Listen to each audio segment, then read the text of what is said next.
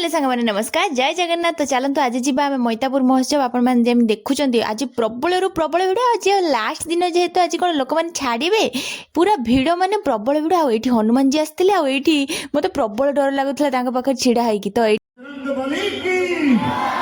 आम गुनु गुनु टे कहला टे सार सहित फटो उठे बोले सार कहते कि क्यूट है शीतल दीदी को देखिए मुझे पूरा सरप्राइज हो गली। शीतल दीदी मुझे जान नी शीतल दीदी आसपर शिवानी दीदी को देखिली